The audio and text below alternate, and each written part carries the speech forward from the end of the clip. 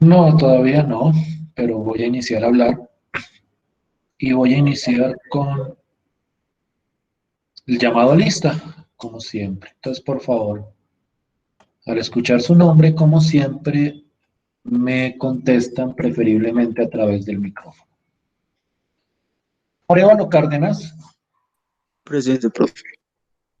Arias Sánchez, Presente. Camargo Banderas, Presente, profe.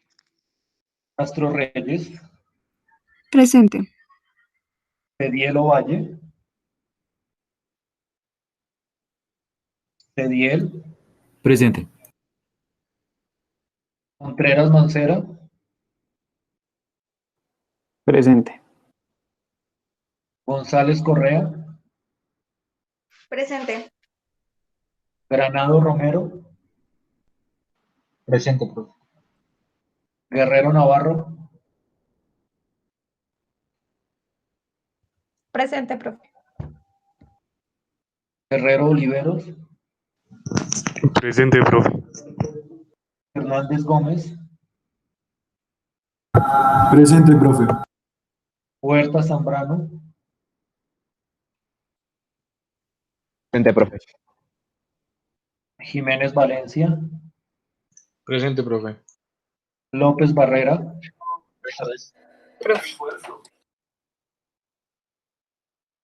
listo. Méndez Escalante, Presente.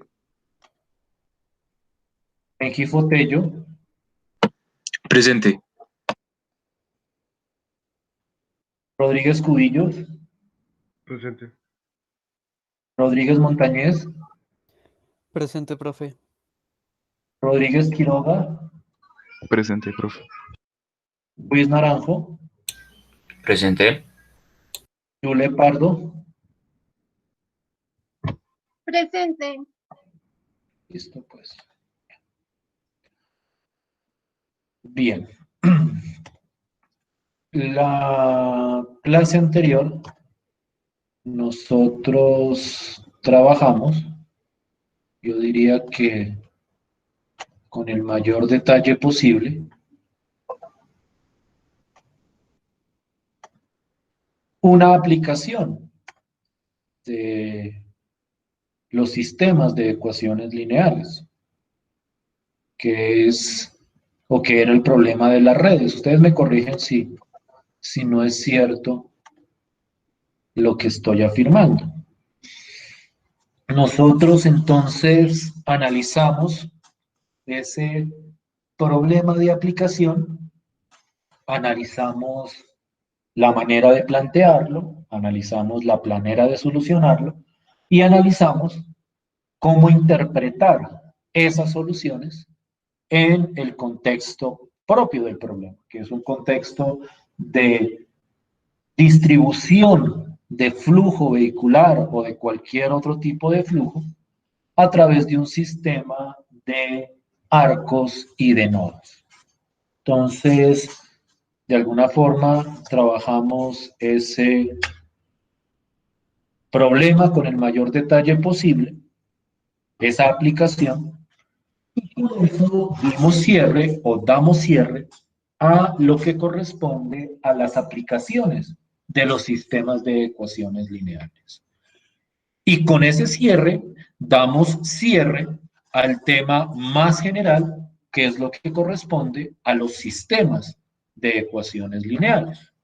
Entonces, de alguna forma, el viernes cerramos el primer gran bloque de contenidos de esta asignatura, que es el que corresponde a los sistemas de ecuaciones lineales. Y hoy iniciamos con un nuevo bloque o un nuevo gran tema, que es el que corresponde a los vectores y a las matrices.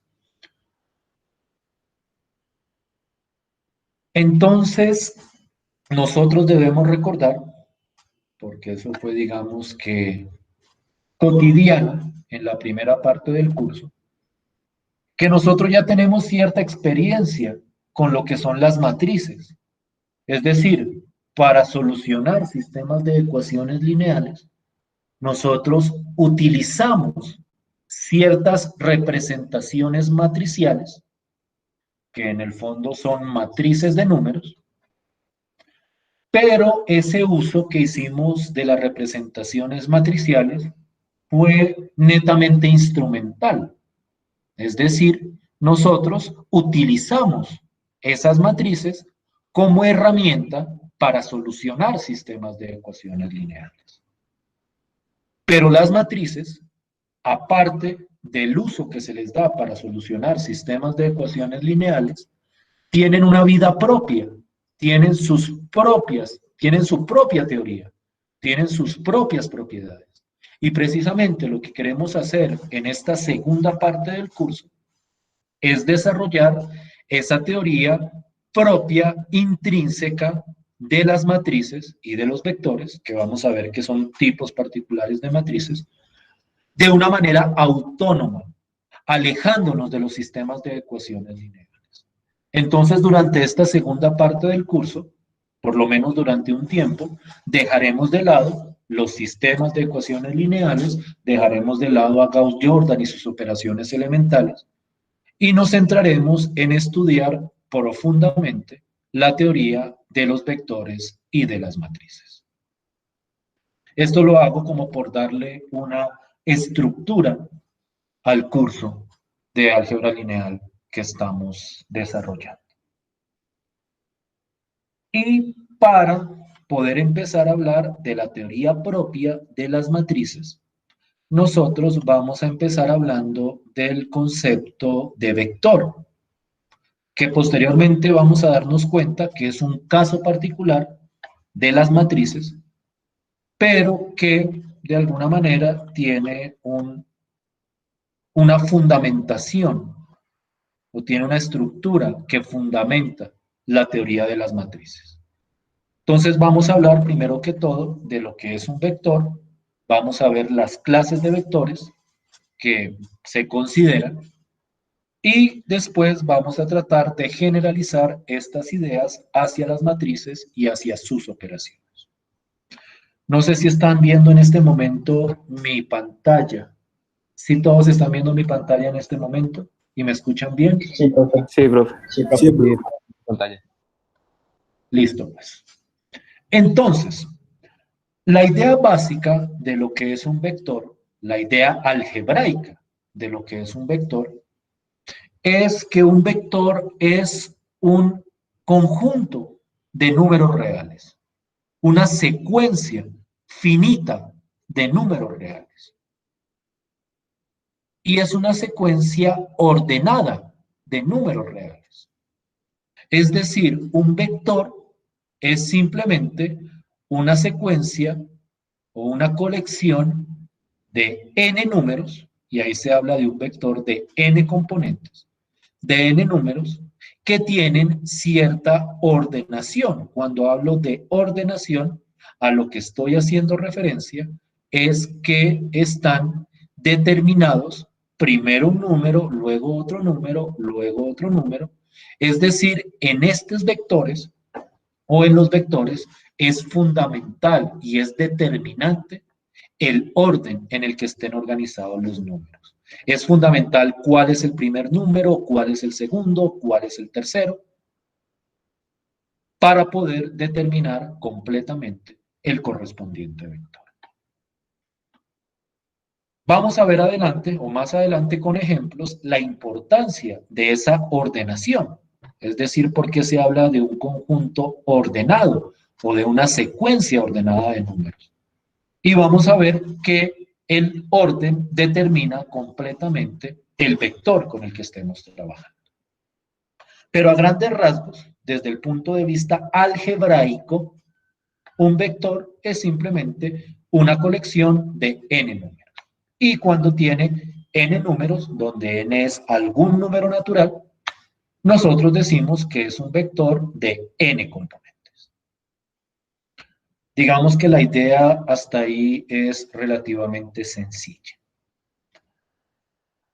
Lo que es, o lo primero que nosotros vamos a discutir sobre esos vectores, es que los vectores vienen fundamentalmente en dos tipos o en dos presentaciones.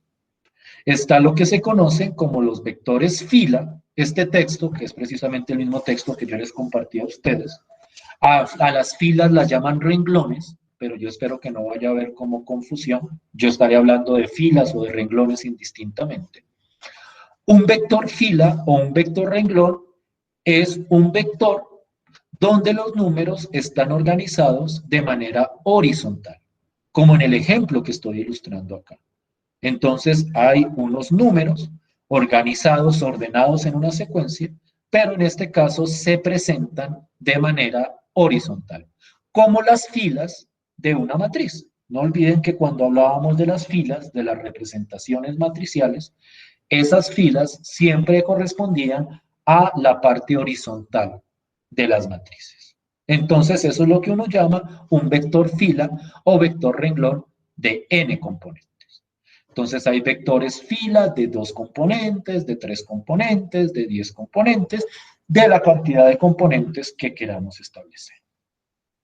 Y de manera análoga, nosotros podemos hablar de vectores columna.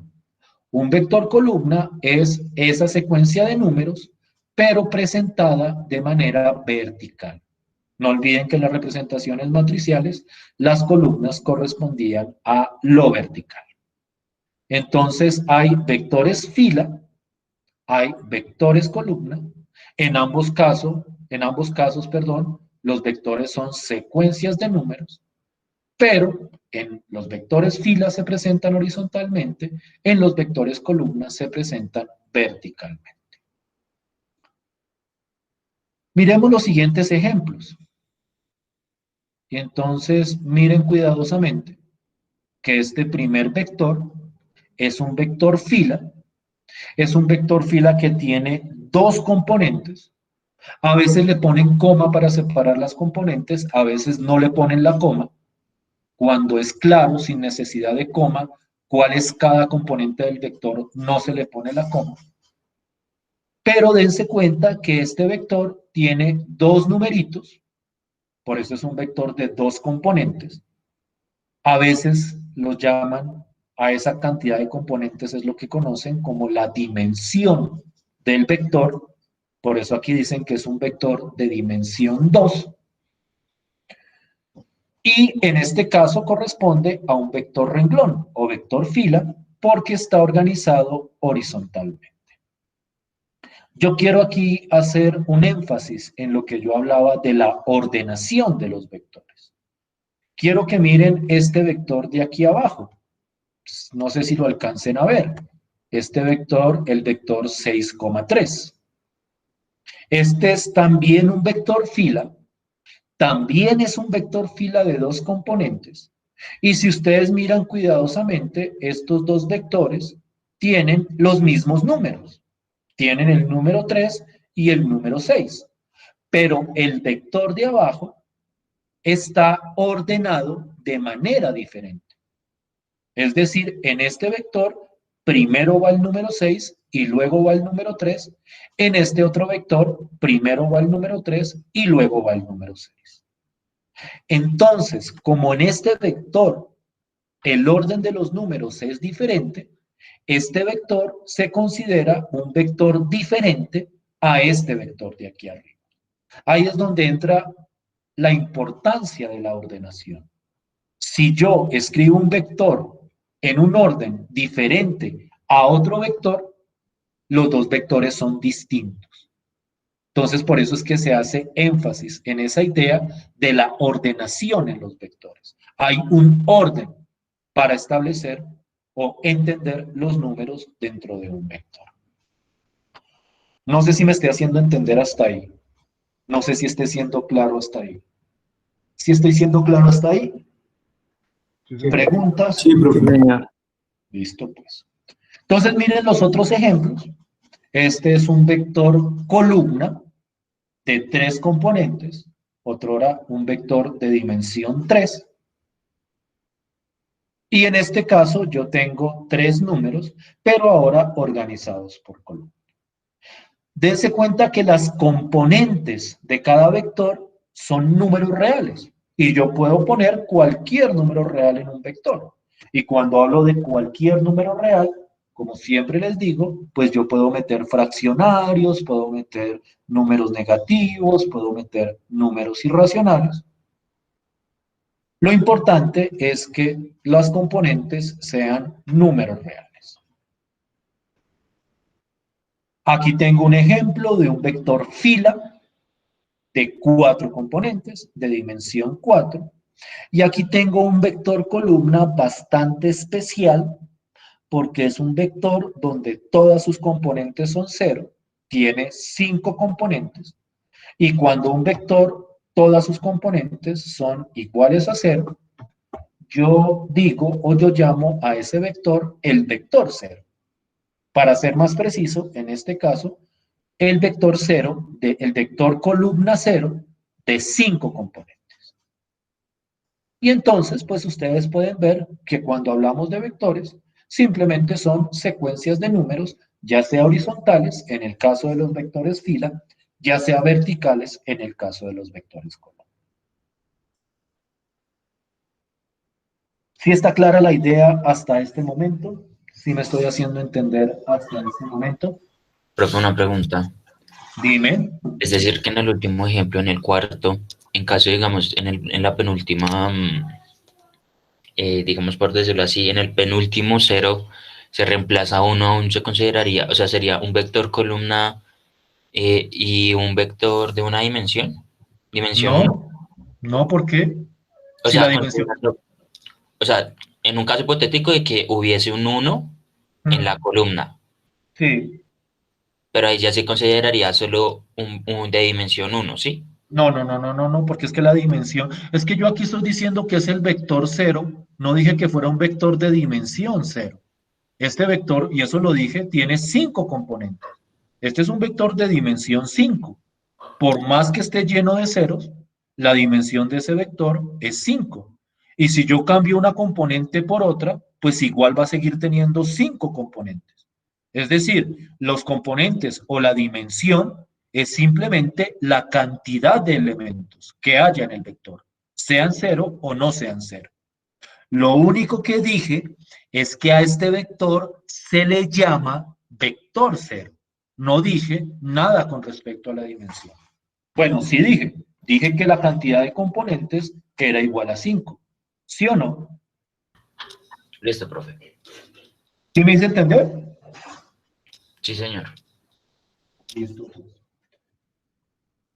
Esto de la dimensión y esto de la cantidad de componentes es, digamos que relativamente secundario, aunque vamos a ver en ciertos momentos que es importante determinar la dimensión o la cantidad de componentes del vector. Entonces, es importante que ustedes tengan claro que esa dimensión no es más que la cantidad de componentes que hay en el vector. Este vector es un vector columna de 5 componentes, que como cada componente es igual a 0, la literatura lo llama vector 0, pero la cantidad de componentes siguen siendo 5. ¿Sí es claro eso de ahí? Esto es un nombre que se le pone a este vector. No es la dimensión en ningún momento. ¿Sí estamos claros hasta ahí? Sí, señor. Sí, señor. Listo, pues. Entonces, digamos que el concepto de vector, desde el punto de vista algebraico, es un concepto muy sencillo. Son simplemente números arreglados ordenadamente, ya sea por fila o ya sea por columna. Nosotros después vamos a retomar estos vectores, y esa va a ser la tercera parte de este curso, pero los vamos a mirar desde un enfoque geométrico, que es como la idea física de lo que es un vector. Y ahí nosotros vamos a entrar a analizarlos desde otra perspectiva, y ahí puede llegar a ser, digamos que, diferente y de repente hasta un poquito más complejo. Pero algebraicamente, los vectores son objetos muy sencillos. Son objetos que tienen una estructura bastante sencilla de entender. A partir de la idea de vector es que surge la idea de lo que es una matriz. Vuelvo e insisto, ese concepto de matriz es un concepto relativamente conocido por nosotros, porque nosotros hemos estado trabajando con matrices. Una matriz no es más que un arreglo rectangular de números con cierta cantidad de filas que son, digamos que, estos componentes horizontales y con cierta cantidad de columnas que son estas componentes verticales. Cuando uno piensa en una matriz y lo relaciona o trata de relacionarlo con el concepto de vector, uno puede llegar a decir que una matriz no es más que un vector de vectores. Es decir, es un vector donde cada componente es otro vector. Es una manera de analizarlo o de verlo que se utiliza mucho en la matemática teórica. Pero digamos que para nosotros una matriz simplemente es un arreglo rectangular de números reales, porque los elementos de acá tienen que ser exclusivamente números, organizados por filas y organizados por columnas. La cantidad de filas, que aquí es lo que llaman M, y la cantidad de columnas, que aquí es lo que llaman N, es lo que determina lo que uno conoce como el orden o el tamaño de la correspondiente matriz. Y entonces uno dice que una matriz de orden M por N, y esto es simplemente simbología, esto no es una operación que tengan que hacer, sino se dice que es de orden M por N, es una matriz que tiene M filas y N columnas. Es decir, si por ejemplo yo tengo una matriz que sea o que tenga 2 filas y 3 columnas, yo digo simplemente que esa es una matriz de orden 2 por 3. ¿Sí me estoy haciendo entender?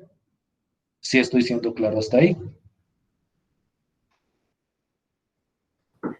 Sí, señor. Y entonces, yo puedo hablar de cada fila como un vector, y entonces, dependiendo del número de fila, yo puedo hablar de el vector fila número tal. Me explico. Este vector de acá sería la primera fila o la fila 1. Este vector de acá sería la fila 2. Y este vector de acá sería la columna 1, que sería un vector columna, la columna 2, la columna J, la columna N, por decirlo de alguna manera.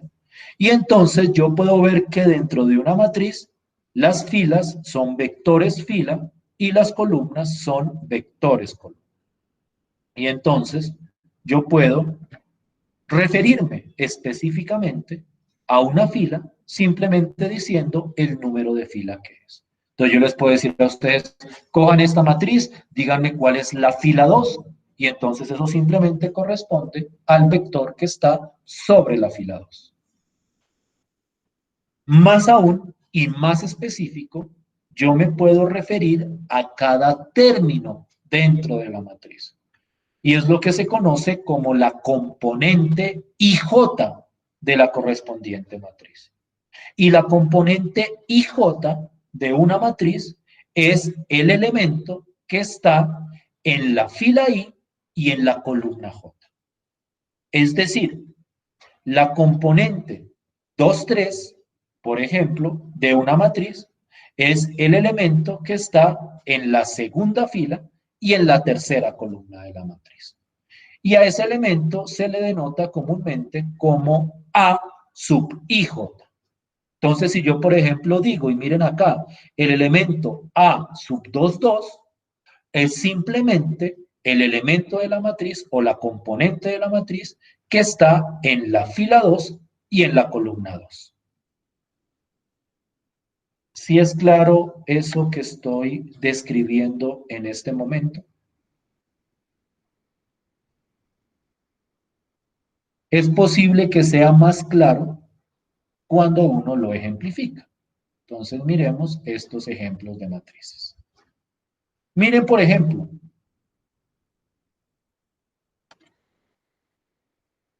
Miren, por ejemplo, esta matriz, esta primera matriz es una matriz de orden 2 por 2. Tiene 2 filas y tiene 2 columnas. Cuando una matriz tiene el mismo número de filas que de columnas, la literatura las llama matrices cuadradas. Y entonces nosotros tenemos matrices cuadradas de orden 2 por 2 o de orden 3 por 3, siempre y cuando el número de filas sea igual al número de columnas. ¿Sí estamos de acuerdo hasta ahí? ¿Sí me hago entender hasta ahí? Sí, señor. Sí, señor. Entonces, por ejemplo, yo aquí tengo esta matriz de 3 por 2, 3 filas y 2 columnas. Tengo esta matriz de 2 por 3. Tengo esta matriz de 2 por 4. Nuevamente, esta es una matriz donde todas sus componentes son 0. Entonces, a esta se le llama comúnmente la matriz 0 de orden 2 por 4.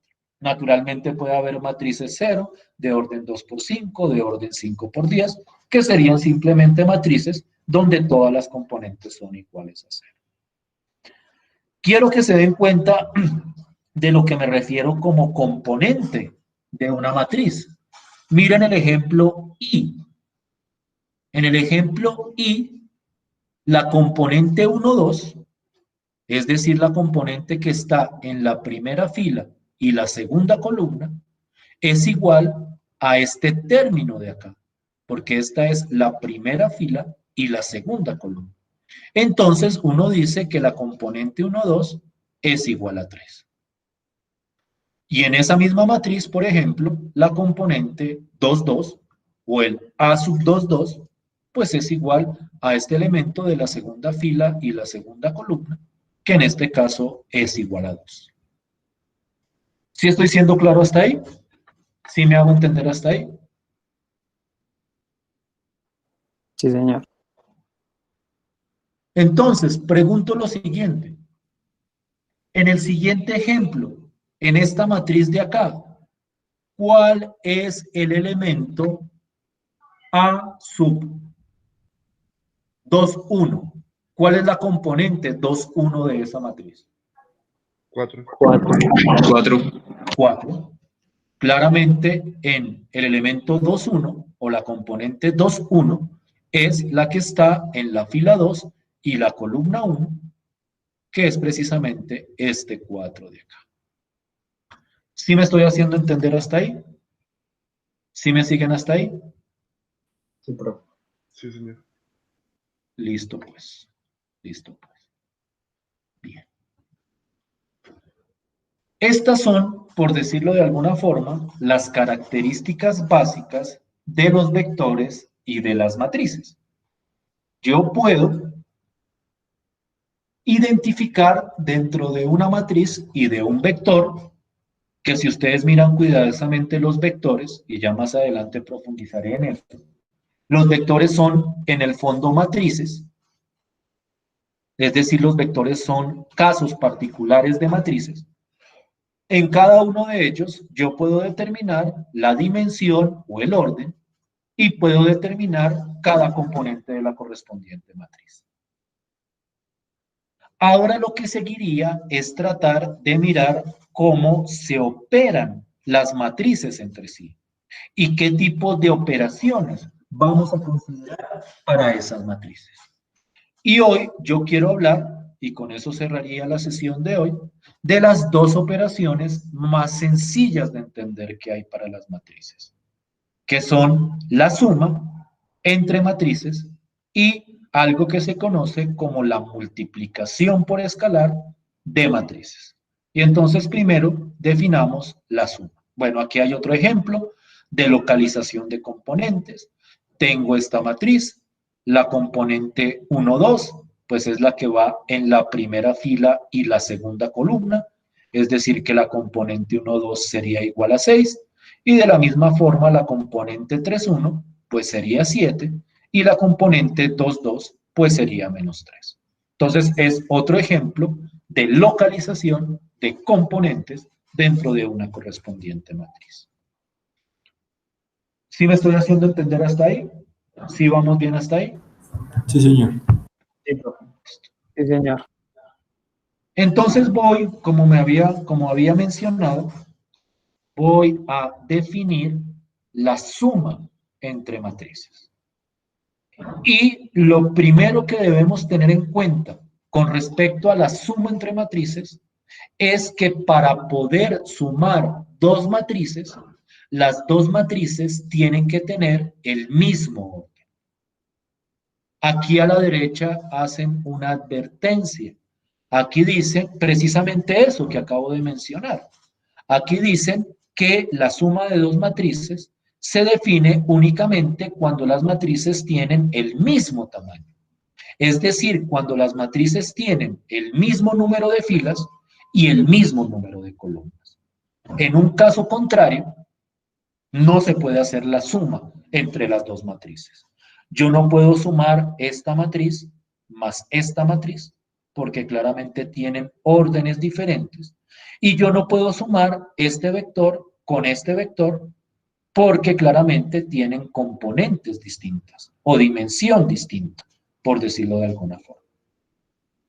Entonces, condición fundamental para sumar dos matrices es que las dos matrices tengan la misma cantidad de filas y la misma cantidad de columnas.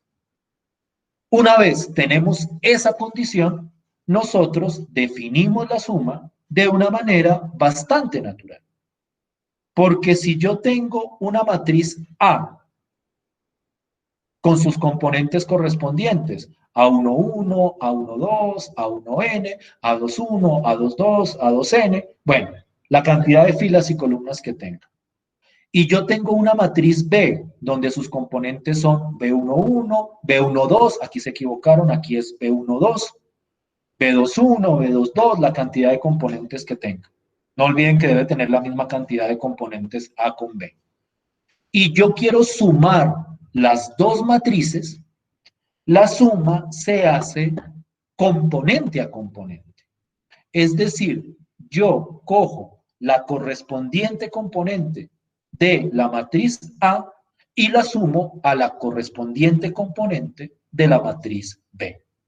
Es decir, yo sumo la componente 1,1 de la matriz A más la componente 1,1 de la matriz B. Y lo mismo hago con la componente 1,2 de ambas matrices, la componente 2,1, la componente 2,2. Hago esa suma y el resultado es la suma de las correspondientes matrices. No sé si sea clara la idea de cómo se suman matrices. Yo quiero mostrarles un ejemplo de suma de matrices para que vean lo sencillo que puede ser. Yo tengo esta matriz que es de orden. ¿Cuál es el orden de esta matriz de la izquierda? El orden de esta matriz. A ver si me están siguiendo. 3 por 4. Esta matriz es de orden 3 por 4. Tiene 3 filas y tiene 4 columnas. Y yo le quiero sumar esta otra matriz que también es de orden 3 por 4. No olviden que para sumar matrices necesitamos que las dos matrices tengan el mismo orden. ¿Cómo sumo las dos matrices? Lo que les decía arriba es que la suma se hace componente a componente.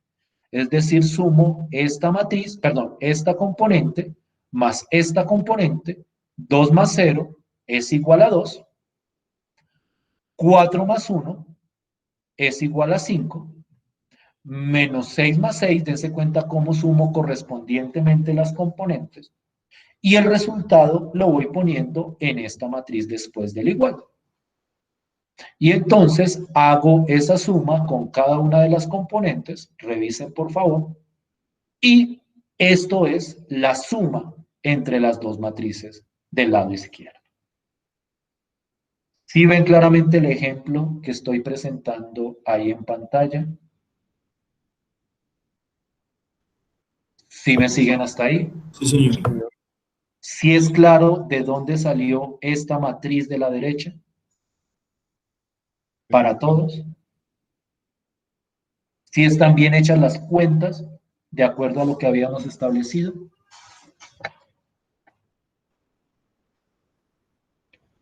La suma entonces es una operación sencilla.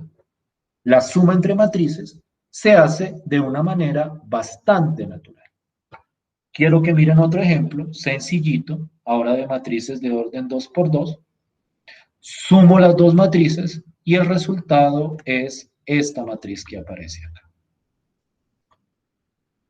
Si están bien hechas las cuentas, si estamos de acuerdo con el segundo ejemplo, o hay alguna cuenta que les parezca extraña en esa operación, tanto en el ejemplo de arriba como en el ejemplo de abajo. ¿Sí estamos bien hasta ahí? Sí, profe. Sí, señor. Listo, pues. Esa es la suma entre matrices.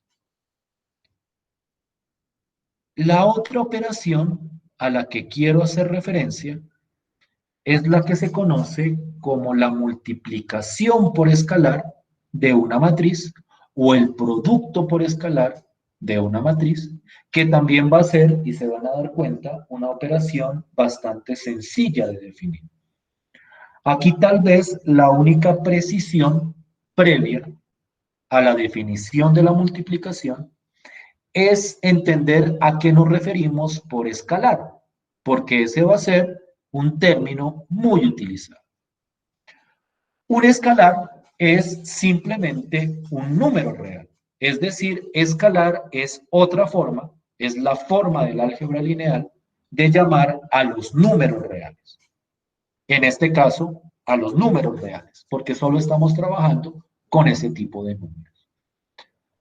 Esa idea de escalar, que vuelvo y repito, va a ser como muy recurrente en lo que viene del curso, físicamente se utiliza como un contraste a lo que físicamente es un vector. Ustedes que han visto física, o bueno, por lo menos, o que están viendo física, saben que ahí hablan de vectores y escalares, y a la hora de hablar de vectores y escalares, establecen como una dicotomía entre lo que es un vector y lo que es un escalar. Si ustedes miran cuidadosamente, aquí los vectores son componentes, colecciones o conjuntos de números. Los escalares son simplemente números, es decir, cada número real es un escalar, por decirlo de alguna forma. Es para que no se pierdan en esa terminología, porque la vamos a estar utilizando mucho. Y entonces, si yo tengo una matriz de cualquier orden y tengo un escalar, es decir, tengo un número real, yo defino la multiplicación del escalar con la matriz, o la multiplicación de la matriz por el escalar. Y esa multiplicación se define de una manera muy sencilla. Lo que voy a hacer es coger la matriz A, y coger cada componente de la matriz y multiplicarla por el correspondiente escalar. Es decir, en la multiplicación por escalar, lo único que yo hago es coger el número o el escalar y multiplicarlo por cada componente de la correspondiente matriz. Eso es lo que dice acá. Este producto por escalar, el resultado es coger cada componente de A y multiplicarlo por el correspondiente escalar. No sé qué tan clara sea la idea, entonces miremos algunos ejemplitos. Y miren, por ejemplo, este ejemplito tan sencillo. Yo tengo esta matriz de un orden aleatorio, en este caso es de orden 3 por 4, 3 filas y 4 columnas. Y yo voy a coger esta matriz y la voy a multiplicar por 2, que es un escalar, pues porque es un número real. Entonces, cuando yo hago 2 por A es simplemente coger cada componente y multiplicarla por 2. Y miren el resultado. El resultado simplemente es el resultado de coger cada componente de esta matriz y multiplicarla por 2. Entonces, 2 por 1, 2, 2 por menos 3, menos 6, 2 por 4, 8, 2 por 2, 4, y así construyo esta multiplicación. Aquí muestran otro ejemplo de multiplicación por escalar, de esta misma matriz, solo que el escalar en este caso es menos 1/3. No olviden que los números o escalares que nosotros vamos a manejar pueden ser cualquier tipo de número real, puede ser negativo, puede ser fraccionario, puede ser 0,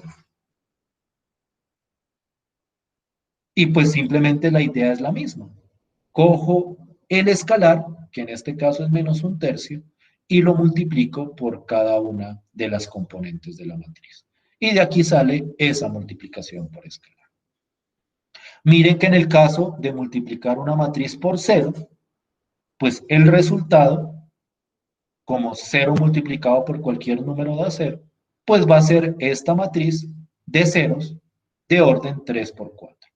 Entonces 0 por 1, 0, 0 por menos 3, 0, 0 por 4, 0, y así construyo esta multiplicación. ¿Sí me siguen hasta ahí? ¿Sí estoy siendo claro hasta ahí? Con la multiplicación por escalar.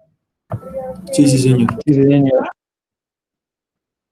¿Dudas, inquietudes, preguntas? No, señor. Entonces, esas operaciones que acabo de mencionar se pueden mezclar. Y yo quiero que lo veamos en este ejemplito, y ya después ustedes lo van a hacer en otros ejemplos. Yo quiero que miren estos dos vectores columna. Y quiero aquí hacer énfasis a algo que ya había mencionado antes. Los vectores, tanto fila como columna, son matrices. Si ustedes miran este vector columna, ustedes lo pueden ver como una matriz que tiene 4 filas, 1, 2, 3, 4 filas, y tiene una columna. Es decir, este vector es en el fondo una matriz de orden 4 por 1. Y este otro vector de acá también es una matriz de orden 4 por 1 porque tiene 4 filas y tiene una columna. Y entonces aquí lo que hacen es esta operación. La operación es 2 por A, donde A es este vector, menos 3 por B, donde B es este vector. Y miren cuál es la estructura de la operación. Yo cojo la matriz A, la multiplico por 2, y entonces 2 por A es simplemente 2 por esta matriz, menos 3, que es lo mismo que decir más menos 3 por esta matriz de acá. Entonces yo hago el producto por escalar, me da 8, 12, 2, 6. Aquí este otro me da 6 menos 12, 9, 0. Menos 3 por esto da esto de acá. Y luego hago la suma correspondiente. Y pues al hacer la suma es componente a componente. 8 más 6, 14. 2 o más menos 12, 0. 2 por 9 igual a 11. Y 6 por 0 igual a 6. Y entonces yo puedo combinar esas operaciones de suma y producto por escalar. Y la manera de hacerlo es simplemente realizar las operaciones de la manera establecida. ¿Es claro este ejemplito de acá? ¿Sí es claro de dónde salieron estas operaciones que estoy mostrando? Sí, señor. Sí, señor. Yo creo, y espero no ser, no sé cómo decirlo, insultante con lo que voy a decir, yo creo que lo que se ha discutido hasta hoy, digamos que es sencillito de entender, porque digamos que esas operaciones entre matrices que he mostrado hasta ahora son bastante naturales, por decirlo de alguna forma. Uno las entiende de manera natural. La próxima clase yo voy a hablar de otra operación, lo que se conoce como la multiplicación entre matrices. Y esa operación sí que no es nada natural. Esa multiplicación se define de una manera, yo diría que extraña, aunque no difícil. Cuando uno le coge el tiro a hacer multiplicación entre matrices, uno se da cuenta que en el fondo eso es algo muy sencillo. Pero su definición no es la definición natural que uno esperaría. De hecho, hay unas condiciones ahí que hay que estudiar con cuidado para definir esa multiplicación entre matrices. Pero digamos que estas operaciones que hemos visto hasta hoy no deberían representar ninguna dificultad. Faltan ya 12 para las 11. Yo pienso que dejamos ahí como para iniciar la próxima sesión con esa multiplicación entre matrices que les estaba mencionando y para entrar a estudiar ciertas propiedades particulares de esa multiplicación.